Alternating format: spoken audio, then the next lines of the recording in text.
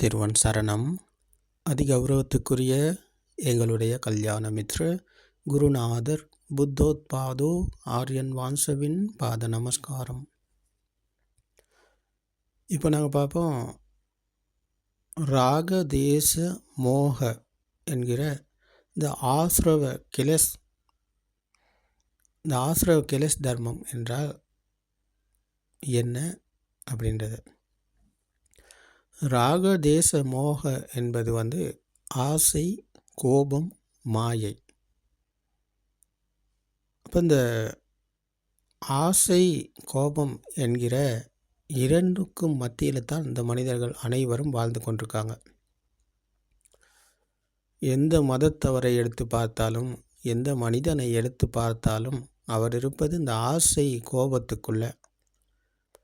ஆசைப்படுவார், கோபப்படுவார். இது இரண்டுக்கும் மத்தியில் தான் அவருடைய வாழ்க்கை பயணம்.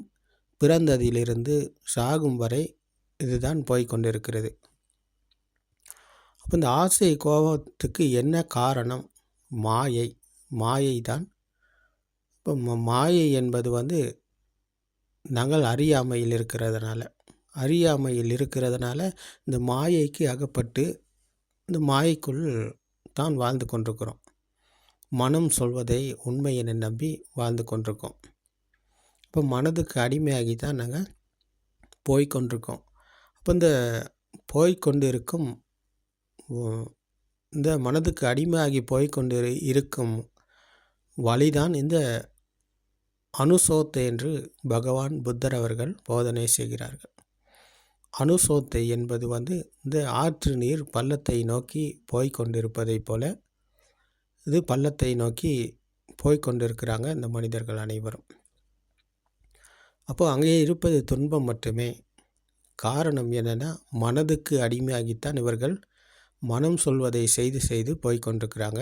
அப்போ அங்கே இருப்பது துன்பம் மட்டுமே. மனம் என்பது எங்களை ஏமாற்றி எங்களை துன்பத்துக்கே இழுத்து போய்கொண்டிருக்கிறது. அப்போ இந்த மனம் என்பது இப்படி துன்பத்துக்கே உரித்தானது, துன்பத்தையே கொடுக்கக்கூடியது. மனதின் மாயை என்பது இதுதான். அப்போ இது சுபாவத்தின் தன்மை. இந்த மனம் என்பது சுபாவத்தின் தன்மையாக இது துன்பத்தை கொடுத்து கொண்டு எங்களை துன்பத்துக்கே இழுத்து போய்கொண்டிருக்கிறது. அப்போ இதிலிருந்து மீள்வது என்பது இலகுவான காரியம் கிடையாது, கடினமான காரியம். அப்போ அந்த கடினமான காரியத்தை, இந்த செயலை மனதின் மாயையை பொறிந்து உணர்ந்தவர் தான் பகவான் புத்தர் அவர்கள். அப்போ மனதின் மாயையை புரிந்து உணர்வதற்கு நாங்கள் பகவான் புத்தர் போதனை செய்து இந்த வழிக்கு நாங்கள் வரணும். அப்போ வழியில் வருவதற்கு பகவான் புத்தர் அவர்கள் இந்த படிச்ச சமுப்பாத தர்மத்தை, மனம் உருவான விதம், ஆன்மா உருவான விதம் பற்றி போதனை செய்கிறார்கள். அப்போ இது ஹேதும் படிச்ச சம்பூதா ஹேதுபங்கா நிருஜ்யதி என்கிற காரணம் அதன் பலன் என்ற சத்திய தர்மம். அப்போது இது படிசோத்தை. அப்போது ஆற்று நீர் பள்ளத்தை நோக்கி போவது என்பது அனுசோத்தை. அப்போ ஆற்று நீர் பள்ளத்தை நோக்கி போகாமல் அது மேல் திரும்புவதை போல, பின்னோக்கி போவதை போல, மேல் நோக்கி போவதை போல திரும்பி போவது தான் இந்த படிசோத்தை என்று பகவான் புத்தர் அவர்கள் போதனை செய்கிறார்கள். அப்போ படிசோத்தையின் வழிக்கு வர்றதுக்கு நாங்கள் இந்த படிச்ச சமுப்பாத தர்மத்தை அறிந்து புரிந்து கொள்ளணும். அப்போது அது காரணம் அதன் பலன் என்ற சத்திய தர்மம். அப்போ ஆற்று நீர் பள்ளத்தை நோக்கி போவது என்பது கர்மத்தின் பலன். அப்போ அது கர்ம வினை தான் இந்த பள்ளத்தை நோக்கி போவதை போல. இந்த உலகத்தில் வாழும் மனிதர்கள் அத்தனை பேரும் இருப்பது இந்த கர்மா என்கிற கர்ம பூமியில். அப்போ அவர்கள் கர்ம வினையில் தான் இருக்கிறார்கள். அப்போ கர்ம வினையிலிருந்து விடுதலை அடையத்தான் பகவான் புத்தர் அவர்கள் இந்த காரணம் அதன் பலன் என்ற சத்தியத்தை போதனை செய்தார்கள். அப்போது இந்த சத்திய தர்மத்தை கேட்காமல் இன்றைக்கு உலகத்தில் நிறைய பேர் தியான முறைகளை கையாளுறாங்க. தியான முறைகளை கையாண்டு இந்த இதில் அந்த மனதை ஒரு நிலைப்படுத்தி கொண்டு மனதுக்கு மற்ற எண்ணங்களுக்கு வரவிடாமல் மனதுக்கு மற்ற எண்ணங்களை வரவிடாமல் அந்த மனதை ஒரு நிலைப்படுத்தி கொண்டு அதில் முதல் நிலை, 2ஆம் நிலை, 3ஆம் நிலை, 4ஆம் நிலை என்ற அரூப தியானத்துக்கு சென்று அப்போது அங்கே இந்த பிரபஞ்சத்தோடு இணைந்ததாக என்லைன்மென்ட் ஆனது போல அவர்கள் இந்த எண்ணங்களிலிருந்து மீண்டு விட்டதாகவும் அவர்கள் இந்த பரவச நிலையில் இருந்து கொண்டு இதுதான் தெய்வீக சுபாவம், இதுதான் இறைவனை அடைந்த சுபாவம் என்று இறைத்தன்மை என்று இன்றைக்கு போதனை செய்யும் போதனையாளர்கள் நிறைய பேர் இருக்கிறாங்க. அப்போது இது புத்த காலத்திலும் இருந்தது. புத்தர் அவர்கள் புத்த சுபாவத்தை அடைய முதல்ல ஆலார காலாம உத்தக்கராம புற்று பஸ்ஸக தௌச என்ற இந்த குருமார்கள் அனைவருமே இந்த தியானங்களில் தான் மூழ்கி இருந்தாங்க. அப்போ இந்த தியானங்களில் மூழ்கி இருப்பதில் ஒரு சுவை இருக்கிறது, அங்கே ஒரு இனிமை இருக்கிறது, ஆனந்தம் இருக்கிறது. அது இல்லை என்று சொல்ல முடியாது. ஆனால் அது லௌகிகம், அது லோகோத்தர அல்ல. பகவான் புத்தர் சொன்ன லோகோத்தர சமாதி நிலை அல்லது அது லௌகிக சமாதி. அப்போ இந்த லௌகிக சமாதி என்பது அது இந்த வாழ்க்கைக்கு தேவைதான். இந்த வாழ்க்கைக்கு தேவைப்பட்டாலும் அது இந்த துன்பத்தில் மீளும் வலியை மனதில் மீளும் வலி அல்ல அது. அப்போ அது லௌகிகமாக இருக்கும்போது இந்த வாழ்க்கைக்கு இனிமையை தரக்கூடியது, மகிழ்ச்சியை தரக்கூடியதாக இருந்தாலும் அவருக்கு பிரச்சனைகள் குறைவாக இருந்தாலும் ஆனால் அவர் துன்பத்திலிருந்து விடுதலை அடையலை, மனதிலிருந்து அவர் விடுதலை அடையலை. மனதை ஒரு நிலைப்படுத்தி கொண்டு அதில் மூழ்கி இருப்பதனால யாரும் மனதிலிருந்து விடுதலை அடைய முடியாது. அவர் பிறப்பு இறப்பு என்ற பயணத்திலிருந்து விடுதலை அடைய முடியாது. அப்போ இதெல்லாத்தையும் இதை புரிந்து கொண்டு தான் இதெல்லாத்தையும் கைவிடுறார் சித்தார்த்தர் அவர்கள். எல்லாத்தையும் கைவிடுறார். இதனால் தான் மனதை ஒருநிலைப்படுத்தி கொண்டு அதில் மூழ்கி இருப்பதான மனதின் மாயை அறிந்து புரிந்து கொள்ள முடியாது, மனதிலிருந்து விடுதலை அடைய முடியாது. அப்போது எங்களுக்கு விமோச்சனம் கிடையாது, பிறப்பு இறப்பு என்ற பயணத்திலிருந்து மேலும் வழி இங்கே இல்லை என்ற சத்தியத்தை புரிந்து உணர்கிறார்கள். அப்போ உணர்ந்ததன் பிறகு தான் இந்த குருமார்கள் எல்லாத்தையும் விட்டுட்டு கடைசியாக தனியாக சென்று காட்டுக்கு இந்த படித்த சமுப்பாத தர்மத்தை மெனை செய்கிறார்கள், ஒரு விமர்சனம் செய்கிறார்கள். அப்போது இங்கே மனம் உருவான விதம் பற்றி தான் இந்த படித்த சமுப்பாத தர்மத்தில் பகவான் புத்தர் அவர்கள் தேடி விமர்சனம் செய்கிறார்கள். அப்போது இந்த படித்த சமுப்பாதை என்பது படிச்ச என்பது முடிச்சுக்களை போட்டது தான் படிச்ச என்று பகவான் புத்தர் அவர்கள் கூறுகிறார்கள். முடிச்சினால்தான் நாங்கள் இல்லாமல் இன்றைக்கு இருக்கிறது என்று நினைத்து பிடித்து கொண்டிருக்கிறோம். இந்த முடிச்சு இல்லை என்றால், இந்த முடிச்சை அவிழ்த்து விட்டால் அப்போது எங்கேயும் ஏதுமே இல்லை என்ற சத்தியத்தை தான் நாங்கள் புரிந்து உணர்கிறோம். அப்போது தான் படிச்ச என்று பகவான் புத்தர் அவர்கள் போதனை செய்கிறார்கள். அப்போ முடிச்சு என்றால் என்ன? முடிச்சு என்பது தான் இந்த கண்ணும் காதும் இணைந்த போது வெளியில் இருக்கிறது என்ற முடிச்சில்தான் நாங்கள் மாமரம், வாழை மரம், தென்னை மரம், பலாமரம், அம்மா அப்பா, வீடு வாசல், காசு தங்கம் இவை அனைத்துமே முடிச்சு தான்.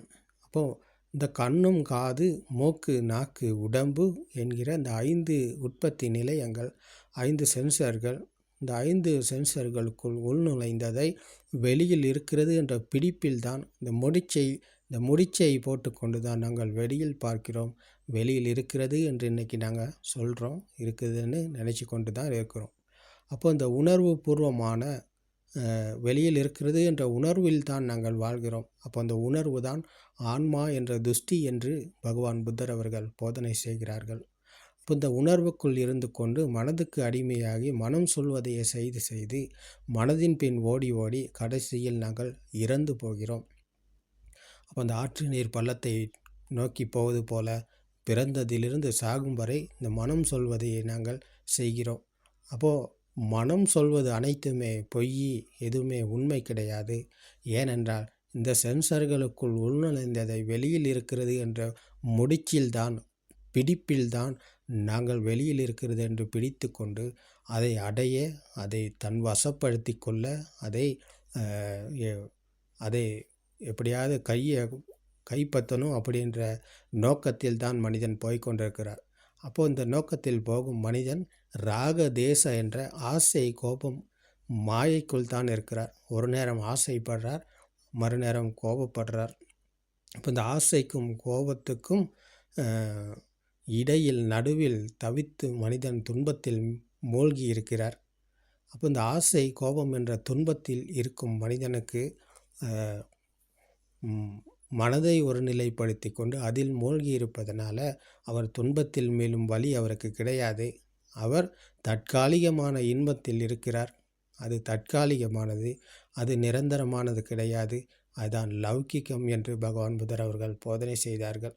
ஒரு லௌகிக்க தியானத்தை செய்து அதில் பரவச நிலையில், இந்த சமாதி நிலையில் வாழும் மனிதர்கள் அத்தனை பேரும் இருப்பது இந்த சமத்த சமாதியில். இந்த சமாதி நிலையானது நிரந்தரமானது கிடையாது, அது தற்காலிகமானது.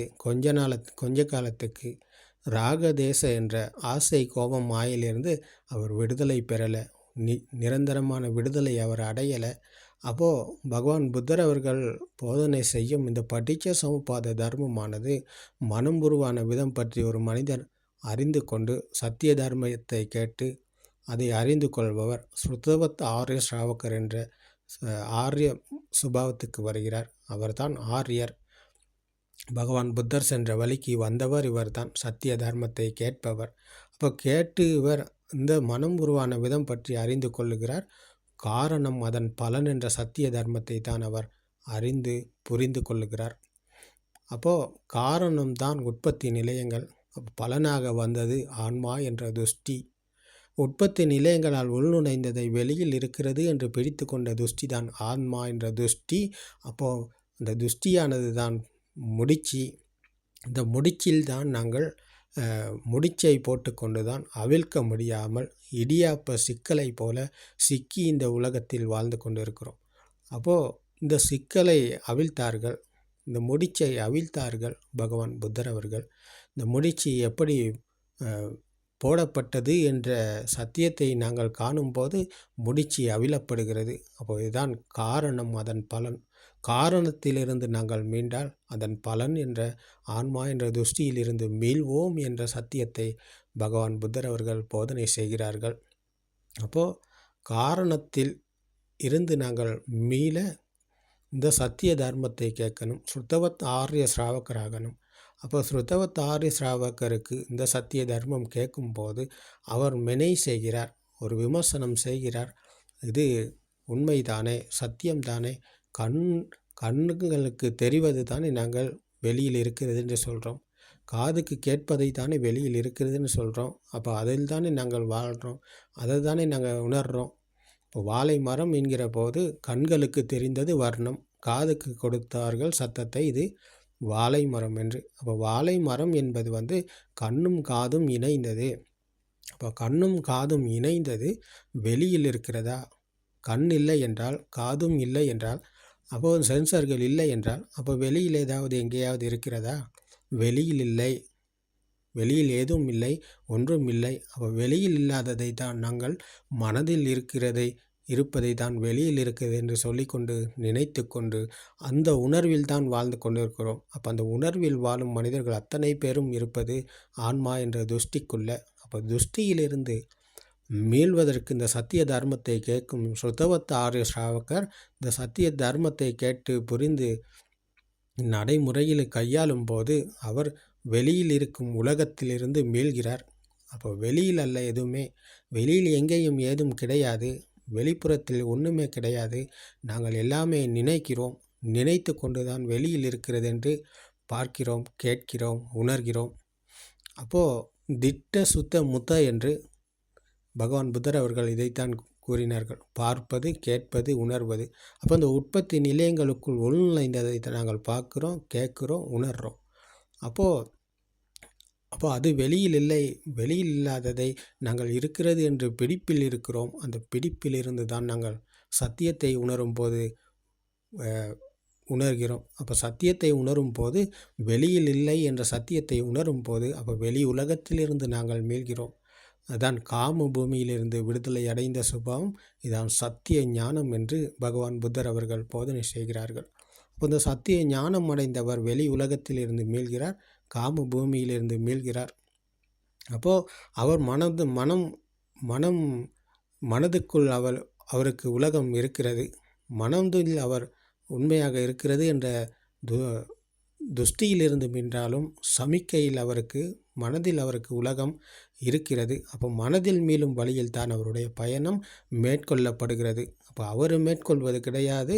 இது சத்தியத்தோடு இணைந்த போது சத்தியத்தை உணர்ந்ததன் பிறகு சத்தியத்தின் வழியாக அவருடைய பயணம் மேற்கொள்ளப்படுகிறது. அப்போ இங்கே ஒருத்தர் கிடையாது. இப்போ வெளியில் இருக்கிறது என்ற துஷ்டியில் தான் நான் இருந்தேன். ஏதம் மம ஏசோ அமஸ்மிங் ஏசோமே அத்தா.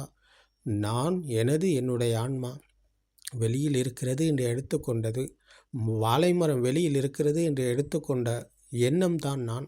அந்த எண்ணம் தான் எனது. அந்த எண்ணம் என்னுடைய ஆன்மா. அப்போ எண்ணம் வெளியில் இல்லை. எண்ணம் என்பது மனதில் தான் இருக்கிறது. வாழைமரம் வெளியில் அல்ல, அது மனதில் தான் இருக்கிறது என்ற போது சத்தியத்தை புரிந்து உணர்ந்த போது அவர் மரத்திலிருந்து மீள்கிறார். வாழை மரத்திலிருந்து மீண்டவருக்கு அப்போது நான் இல்லை, எனதில்லை, என்னுடைய ஆன்மா என்று இங்கே ஒன்று இல்லை என்ற சத்தியத்தை தான் அவர் புரிந்து உணர்கிறார். நேதம் மம நேஸ்வாமஸ்மிங் நேஸ்வாமி அத்தா. நான் இல்லை, எனதில்லை, என்னுடைய ஆன்மா என்று இங்கே ஒன்று கிடையாது என்ற சத்தியத்தை புரிந்து உணரும் போது அப்போ அவர் ஆத்மா என்ற துஷ்டியில் இருந்து மீள்கிறார். அப்போ அந்த உணர்வுக்குள் விழித்து கொண்ட போது இதுதான் சத்திய ஞானம். அப்போது இதுதான் படிசோத்தைக்கு வந்த சுபாவம். அப்போ அது வரைக்கும் இந்த சத்திய ஞானம் அடையாத வரைக்கும் சம்மாதிட்டி இதுதான். சம்மாதிட்டிக்கு வராத வரைக்கும் நாங்கள் இருப்பது அனுசோத்தையில் உலகம் உண்மை என நம்பிக்கொண்டு இருக்கிறோம். அப்போ உலகம் உண்மை என நம்பிக்கொண்டு வாழும் மனிதர்கள் மத்தியில் நாங்கள் தியானங்களை மேற்கொண்டு மனதை ஒரு நிலைப்படுத்திக்கிட்டு பரவச நிலையில் லௌகிக சமாதியில் மூழ்கி இருப்பதனால யாரும் துன்பத்திலிருந்து விடுதலை அடைய முடியாது. இப்போ இதை போதனை செய்யும் போதனையாளர்கள் இருக்கிறாங்க, ஏராளமாக இருக்கிறாங்க இன்றைக்கி. இப்போ அவர்களுக்கு நிறைய சீடர்கள் இருக்கிறாங்க. ஆயிரம் சீடர்கள் அவர் பெண்ணுக்கு இருக்காங்க. அவருடைய சொற்பொழிவுகளை அவர்களுடைய போதனைகளை கேட்டு அவ்வழிக்கு பயணம் செய்கிறவங்க நிறைய பேர் இருக்கிறாங்க. அப்போது அதெல்லாம் நாங்கள் வேணான்னு சொல்லலை. அப்போது அந்த சமாதியில் போயிட்டு மூழ்கினதுக்கு அப்புறம் இதை பிடித்து கொள்ள முடியாது. சத்தியத்தை அவருக்கு புரிந்து உணர முடியாமல் போகிறது. ஏனென்றால் அந்த சமாதி நிலைக்கு அவர் அதை விரும்பி அதை ஏற்றுக்கொண்டு அதுக்குள் மூழ்கி இருக்கும்போது அந்த நிலையை அவர் அதை விடுறதுக்கு அந்த நிலையை அவருக்கு விடுறதுக்கு மனம் இல்லாமல் போகுது. அப்போ மனம் இல்லாமல் போன நிலையில் அவர் அதிலேயே இருந்து கொண்டு அதுக்குள்ளேயே மூழ்கி இருந்து கொண்டு அப்போ மனதின் மாயையிலிருந்து விடுதலை அடையாமல் அப்போது இந்த உலகத்தோடு அதாவது பிரபஞ்சத்தோடு இணைந்த சுபாவம் இறைவனை உணர்ந்த சுபாவம் என்று அவர் அந்த சமாதியில் மூழ்கி இருப்பார். அப்போது இது அவருடைய மரணம் சம்பவிக்கும் வரை இருந்தாலும் அவர் மரணித்ததன் பிறகு அவருடைய பிறப்பு இல்லாமல் போகலை. அவருடைய பிறப்பு இருக்கிறது. காரணம் என்னென்னா அவர் இருந்தது சமத்த சமாதியில், லௌகிக சமாதியில். அவர் லோகோத்தர சமாதி நிலைக்கு வரல. உலகம் உண்மை அல்ல என்ற சமாதி நிலைக்கு அவர் வரல. உலகம் உண்மை அல்ல, அது நாங்கள் நினைக்கிறோம். அப்போது நினைப்பில் இருந்து அவர் விடுதலை அடையலை. எண்ணங்களில் இருந்து அவர் விடுதலை அடையலை.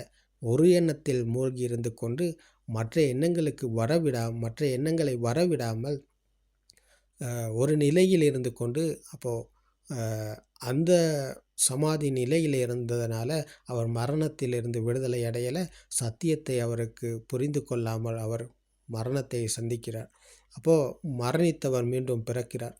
ஆனால் பகவான் புத்தர் அவர்கள் கூறும் இந்த மனம் உருவான விதம் பற்றி அறிந்து புரிந்து உணர்ந்தவருக்கு மரணம் கிடையாது. ஏனென்றால் உலகம் இருக்கும் வரை அந்த உலகத்தில் நான் பிறப்பேன். அப்போ மரணம் எனக்கு இருக்கிறது.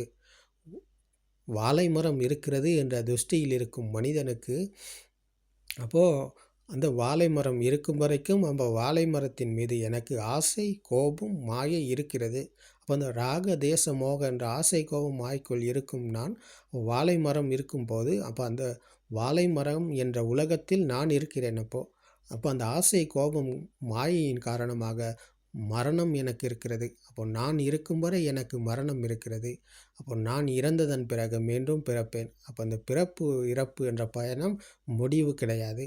அப்போது இப்போ இதில் மனதை ஒரு நிலைப்படுத்தி கொண்டு வாழை மரத்தை வாழை மரம் தென்னை மரம் மாமரம் பலாமரம் என்ற எண்ணங்களுக்கு இடமளிக்காமல் அவர் ஒரு நிலையில் இருப்பதனால மனதை ஒரு நிலைப்படுத்தி கொண்டு அதில் மூழ்கி இருப்பதனால அப்போ அவருக்கு எண்ணங்களில் இருந்த துஷ்டியை மனதின் மாயையிலிருந்து அவர் விடுதலை அடைந்து விட்டாரா? அவர் எண்ணங்களில் இருந்து விடுதலை அடைந்து விட்டாரா? சத்தியத்தை அவர் புரிந்து உணர்ந்து விட்டாரா? இல்லை, அவர் அப்படி ஒன்று செய்யலை. அவர் தற்காலிகமான கொஞ்ச காலத்துக்கு அல்பமான சுவையினால் அல்பமான சுவைக்குள் அவர் மூழ்கியிருந்தார். தற்காலிகமான சுவையில் அவர் மூழ்கியிருந்தார். அதனால் அவருக்கு மரணத்திலிருந்து விடுதலை அடையும் வழி அவருக்கு கிடைக்கல. அப்போ மரணம் அவருக்கு இருக்கிறது. மரணம் நிச்சயமாக அவருக்கு இருக்கிறது.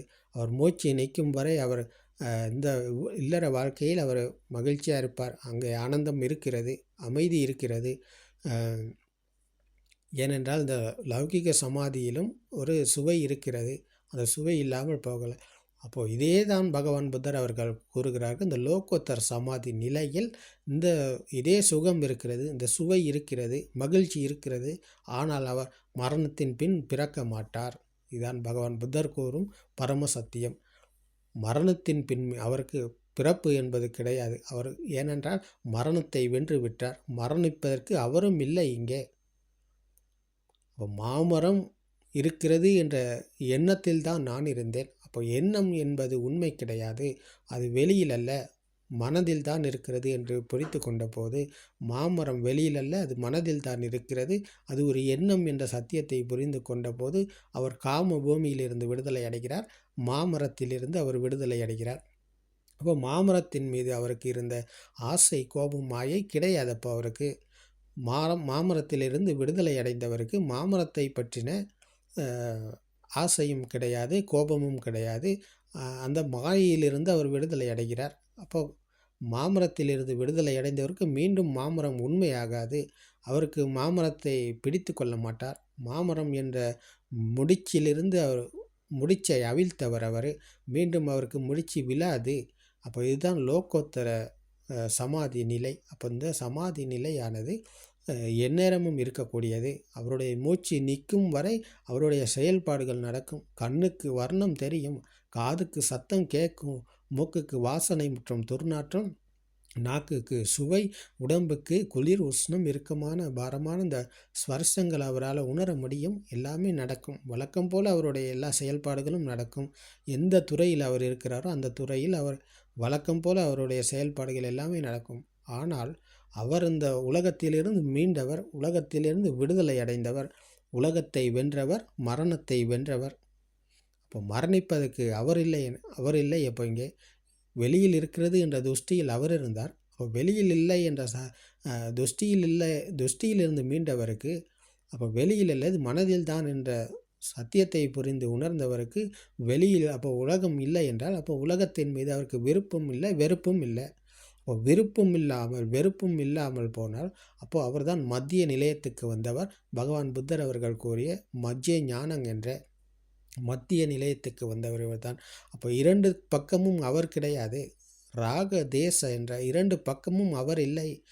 ஆசை கோபம் மாயைக்குள் அவர் இல்லை. அப்போ ஆனால் மனதில் அவருக்கு உலகம் இருக்கிறது. சக்காய துஷ்டி என்கிற ஆத்ம துஷ்டியிலிருந்து விடுதலை அடைந்தவருக்கு மனதில் உலகம் உண்மையாக இருக்கும்போது தான் அவருடைய பிறப்பு மீண்டும் அவருக்கு இந்த காம பூமியில் பிறப்பு கிடையாது. காம பூமியிலிருந்து அவர் விடுதலை அடைந்து விட்டார். அவருக்கு மீதம் இருப்பது ரூப மற்றும் அரூப பூமி.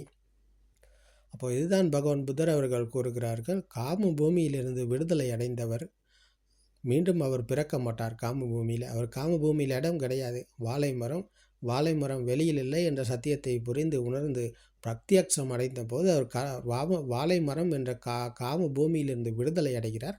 அப்போது இந்த லௌகிக பூமியில் அவர் மீண்டும் பிறக்க மாட்டார். அவருடைய இந்த காம பூமியில் அவர் மீண்டும் பிறக்க மாட்டார். அப்போ இவருக்குத்தான் பகவான் புத்தர் அவர்கள் கூறினார்கள், நியத்த சம்போதி பராயணாய் என்று. அவர் நிச்சயமாக நிர்வாணம் அடைவார். அவருக்கு வேறு வழி கிடையாது. இந்த வழிக்கு வந்தவருக்கு வேறு வழியில் போகமாட்டார் அவர். அப்போ இதான் சத்திய ஞானம், இதான் சம்மா திட்டி. அப்போ இந்த சம்மா திட்டிக்கு வந்தவர் மனதில் இருக்கிறது, அவருக்கு மனதில் உலகம் இருக்கிறது என்ற துஷ்டியில் இருந்து விடுதலை அடைந்து விட்டார்.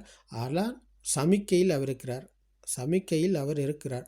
அப்போ அவருக்கு அவர் என்ற துஷ்டியில் இருந்து விடுதலை அடைந்து விட்டாலும் சமிக்கையில் அவருடைய எண்ணங்களில் உலகம் இருக்கிறது என்ற அந்த எண்ணங்களுக்கு அவருடைய மதிப்பு பெருமதி இருக்கிறது. அப்போ அந்த மதிப்பு பெருமதி இல்லாமல் அழிந்து போகத்தான் பகவான் புத்தர் அவர்கள் போதனை செய்கிறார்கள் இந்த வழியை. அப்போ இந்த 8 வழி பாதையை அவருக்குத்தான் போதனை செய்யப்படுகிறது. சம்மா திட்டிக்கு வந்தவர் சம்மா சங்கப்ப, சம்மா வாச்சா, சம்மா ஆஜீவ, சம்மா கம்மந்த, சம்மா வாயாம, சம்மா சதி, சம்மா சமாதி என்கிற இந்த 8 வழி பாதை இவருக்குத்தான் திறக்கிறது. அப்போ இந்த பாதையில் தான் அவருடைய பயணம் மேற்கொள்ளப்படுகிறது. அப்போ பயணத்தை அவர் போவது கிடையாது. அப்போ அவருன்ற துஷ்டியிலிருந்து அவர் விடுதலை அடைந்து விட்டார். சம்மா திட்டிக்கு வரும்போது, சத்திய ஞானத்தை அடையும் போது அவரென்ற துஷ்டியிலிருந்து அவர் விடுதலை அடைந்து விட்டார். அப்போ அவரென்று ஒருத்தர் இங்கே கிடையாது. ஆனால் இந்த சத்தியத்தோடு இணைந்து அவருடைய பயணம் மேற்கொள்ளப்படுகிறது. அப்போ அவர் போவது கிடையாது இந்த பயணத்தை. அவரால் இந்த வழியில் பயணத்தை மேற்கொள்ளப்படுகிறது. அப்போது அவர் சத்தியத்தோடு இணைந்து தான் போகிறார். அப்போது சத்தியத்தோடு இணைந்து போகும்போது வாழை மரம் என்றால் ஒரு எண்ணம், மாமரம் என்றால் ஒரு எண்ணம், தென்னை மரம் என்றால் ஒரு எண்ணம், அன்னாசி என்றால் ஒரு எண்ணம். இதே போல் எதை எடுத்து பார்த்தாலும் எண்ணங்கள் தான் எல்லாமே. அம்மா, அப்பா, வீடு, சூரியன், சந்திரன், இவை எல்லாமே எண்ணங்கள். அப்போ எண்ணங்கள் மனதில் இருக்கிறதா? எண்ணங்கள் வருகிறது போகிறது. இப்போ வரும் போகும் எண்ணங்கள் மனதில் இருக்கிறதா? நிச்சயமாக இருக்குதா? நிரந்தரமாக இருக்கிறதா? அப்படின்ற தேடுதலை அவருக்கு நடக்கிறது. அவர் செய்வது கிடையாது. அவர் இந்த சத்தியத்தை கையாளும் போது இதை ப்ராக்டிக்கலாக நடைமுறையில் அவர் கையாண்டு பார்க்கும்போது அப்போ மனதுக்கு வரும் எண்ணங்கள் வெளியில் இல்லை என்ற சத்தியத்தை அவர் புரிந்து உணர்ந்து விட்டார். அப்போ உணர்வின் வழியாக பயணம் செய்யும் போது அப்போ மனதில் இருக்கிறதா? எண்ணங்கள் மனதில் இருக்கிறதா? வாழை மரம் மனதில் இருக்கா? தென்னை மரம் மனதில் இருக்கா? மாமரம் மனதில் இருக்கா? கொய்யா மரம் மனதில் இருக்கா? இல்லை. இப்போ இது அந்த கண்களுக்கு தெரிவது போல் நாங்கள் இங்கிட்டு பார்க்கும்போது தெரிவது ஒரு மரம் தெரிகிறது, இங்கிட்டு பார்க்கும்போது ஒரு காய் தெரிகிறது, அங்கிட்டு பார்க்கும்போது ஒரு ஆள் போகிறார், அது தெரிகிறது. அப்போ இங்கிட்டு மற்ற பக்கம் பார்க்கும்போது ஒரு வாகனம் போகிறது தெரியுது. அப்போது இது எல்லாமே எண்ணங்கள் தானே. அப்போ எண்ணங்கள் மனதில் இருக்குதா? இப்போ வலது பக்கம் நேராக பார்க்கும்போது மாமரம் தெரிந்தது. அப்போ மாமரத்திலிருந்து இடது பக்கம் பார்க்கும்போது ஒரு ஆள் போகிறாரு, அது தெரியுது. இப்போ ஆள் போனதன் பிறகு மற்ற பக்கம் பார்க்கும்போது ஒரு வாகனம் போகுது. இப்போ இந்த மாதிரிக்கு நாங்கள் சுற்றி பார்க்கும்போது தெரிவது எல்லாமே வெளியிலும் அல்ல. அப்போ மனதில் இருக்குதான்னு பார்த்தா மனதிலும் இல்லை. அந்தந்த நேரத்துக்கு எண்ணங்கள் வருது போகுது. அப்போ வர்றது போகிறது வெளியில் இருக்குதா? வெளியில் இல்லை.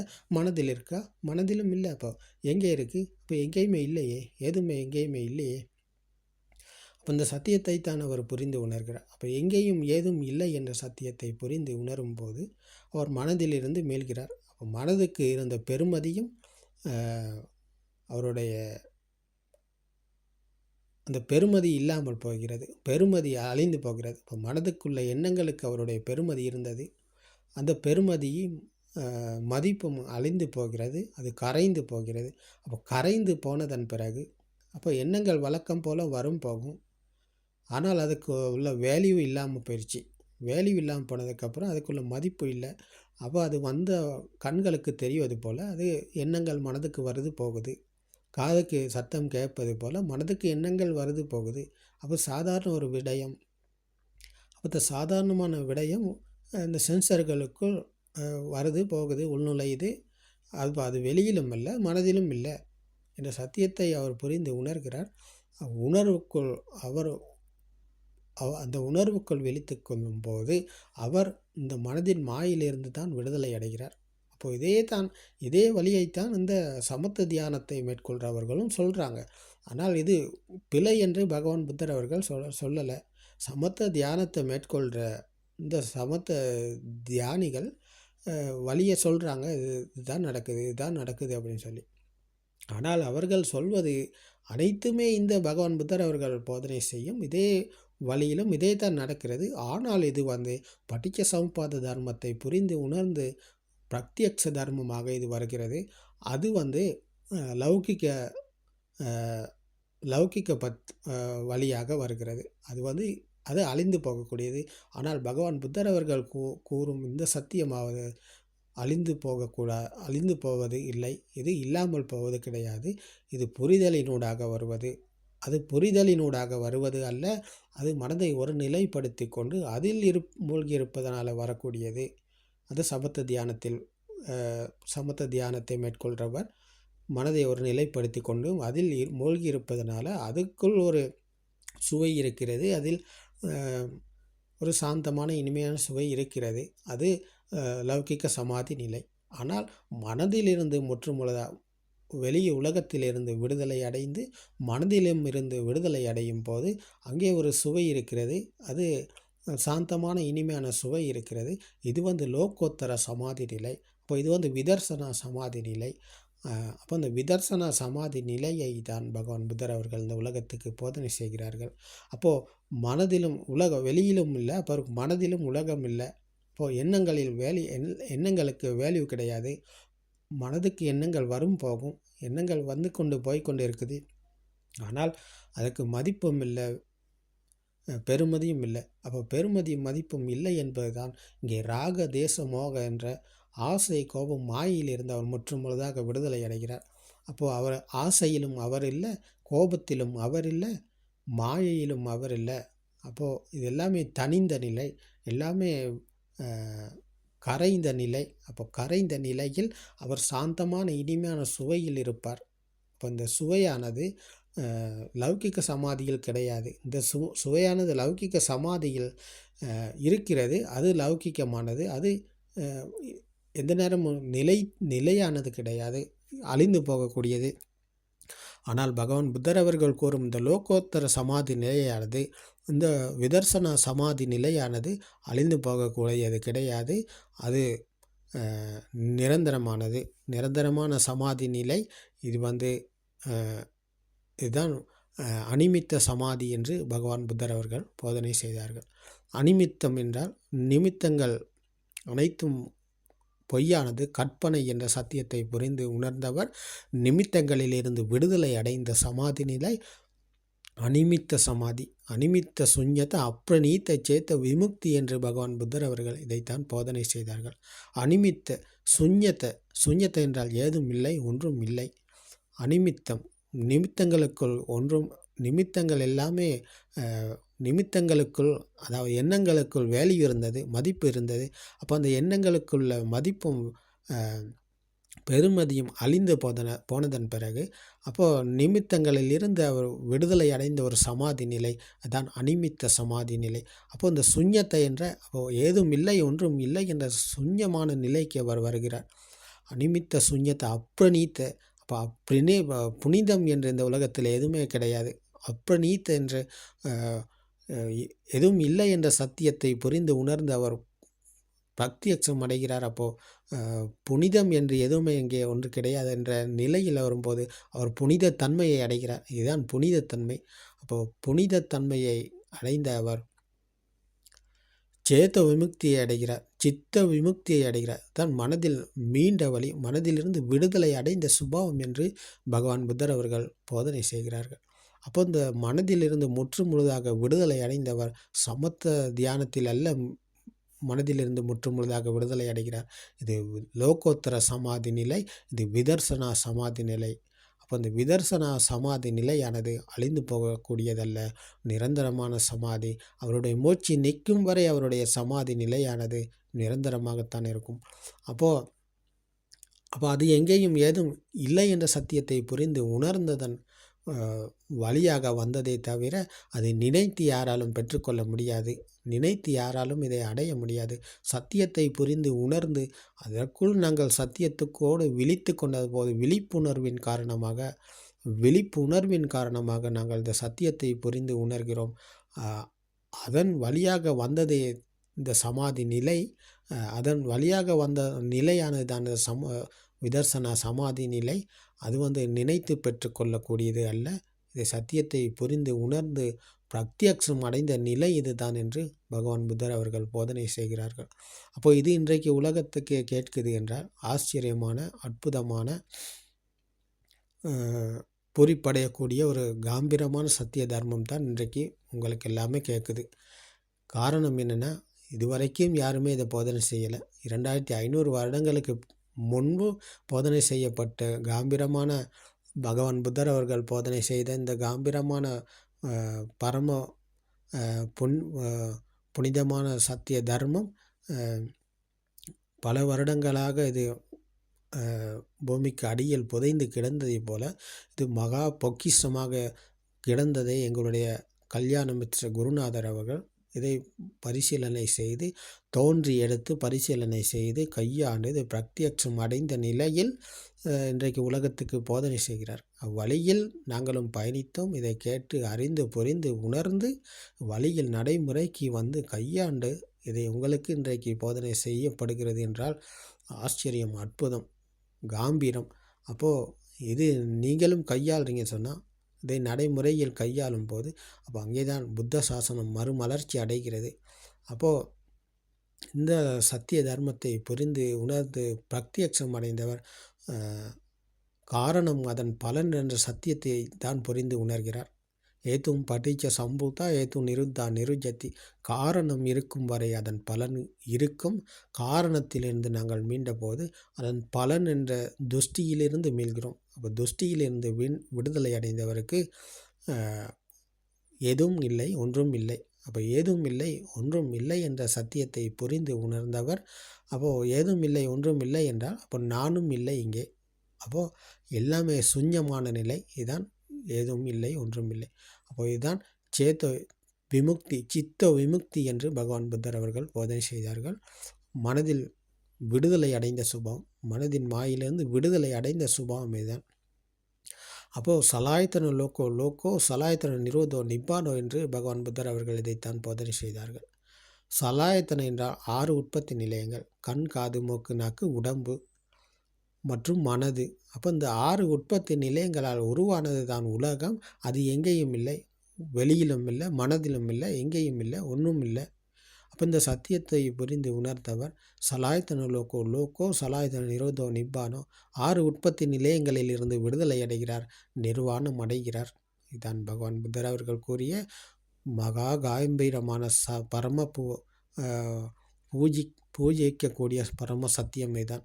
அப்போ அந்த சத்திய தர்மம் இன்றைக்கு உங்களுக்கு கேட்குதுன்னு சொன்னால் ஆச்சரியம், அற்புதம், காம்பீரம். அப்போ இதை நீங்களும் கேட்டு நடைமுறையில் கையாண்டு பார்த்தீங்கன்னு சொன்னால் உங்களாலும் இதை புரிந்து உணர முடியும். அதற்கு இந்த சத்திய தர்மம் துணையாக இருக்கும். திருவன் சரணம்.